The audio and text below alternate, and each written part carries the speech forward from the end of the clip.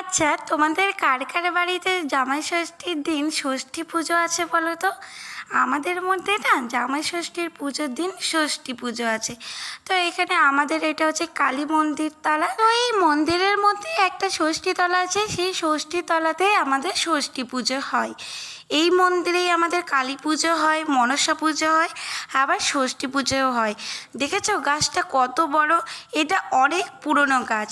তো এখানে আমরা ছোট থেকে দেখে আসছি, এখানেই পাড়ার লোকজন সবাই পুজো দেয়।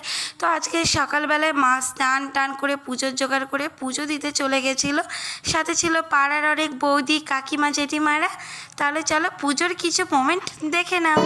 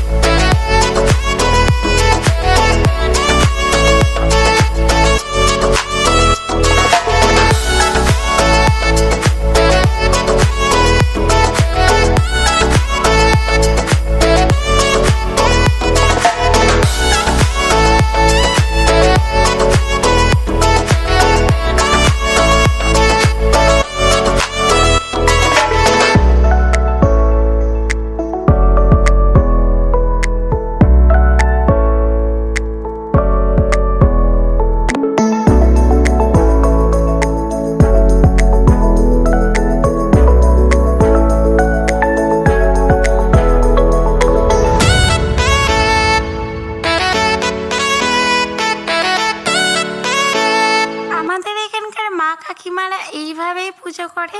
তোমাদের ওখানে কিভাবে কি পুজো হয় বা এইভাবে পুজো হয় নাকি তোমরা কমেন্ট বক্সে জানিও।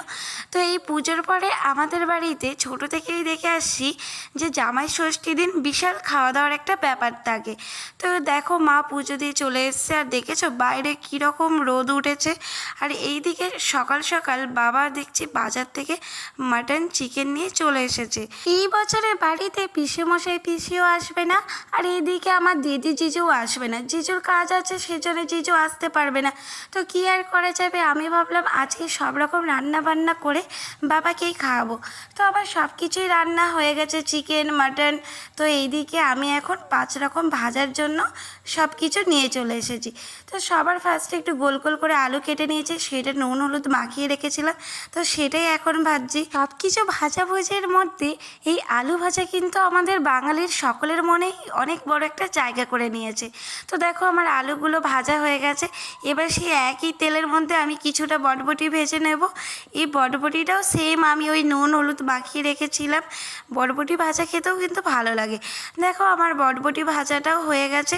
এরপরে আমি ভাজবো হচ্ছে পটল। গরম গরম পটল ভাজা খেতেও কিন্তু বেশ ভালো লাগে।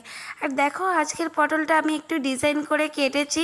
তো এইটা আমি নুন হলুদ আর সামান্য একটু চিনি দিয়ে মাখিয়ে রেখে দিয়েছিলাম। তার ফলে কি হয়েছে বলো তো, পটলে যে এক্সট্রা জলটা থাকে সেই জলটা বেরিয়ে গেছে। আর ভালো করে আমি জলটা চিপে ফেলে দিয়ে এইভাবে মুচমুচে করে ভেজে নিলাম। তোমরা যদি হালকা পটল ভাজা খেতে চাও তাহলে তোমরা একটু হালকা করেই ভেজে নিও। তারপরে পটল ভাজা তুলে সেই একই তেলের মধ্যে কিছুটা ভেন্ডি ভেজে নিলাম। দেখো এইরকম সাজিয়ে গুজিয়ে বাবাকে খাওয়ানোর একটাই কারণ হলো আমরা প্রত্যেক বছর জামাই ষষ্ঠীতে প্রায় মামার বাড়িতে যাই, কিন্তু এই বছরে যাওয়া হচ্ছে না কারণ আমার বাবার শরীরটা বেশ খারাপ। তো এই বছর আমরা যাচ্ছি না, কিন্তু মামার বাড়ি যাচ্ছি না বলে কেন আমাদের সব কিছু থেমে থাকবে। সেই জন্য আমি গুছিয়ে রান্না করে নিয়েছি। দেখো আমার একদম খাবার রেডি, আমি পুরো সাজিয়ে নিয়েছি। এখানে ছিল 5 রকম ভাজা, আলু, পটল, ভেন্ডি, বটবটি আর পনির ভাজা। তার সাথে ছিল স্যালাড, ওইদিকে ছিল চিকেন স্যাটে, চিকেন কষা, মাটন, আমের চাটনি, পাঁপড়, মিষ্টি, দই আর ছিল 5 রকম ফল। রান্নাগুলো নিজের হাতে আমি করেছি। তো কেমন হয়েছে জানিও। তাহলে চলো টাটা, দেখা হচ্ছে খুব শীঘ্র নেক্সট ভিডিওতে। যারা আমার চ্যানেলটিকে এখনও সাবস্ক্রাইব করোনি তারা প্লিজ চ্যানেলটিকে সাবস্ক্রাইব করে দিও, আর ভিডিওটা ভালো লাগলে একটা লাইক কমেন্ট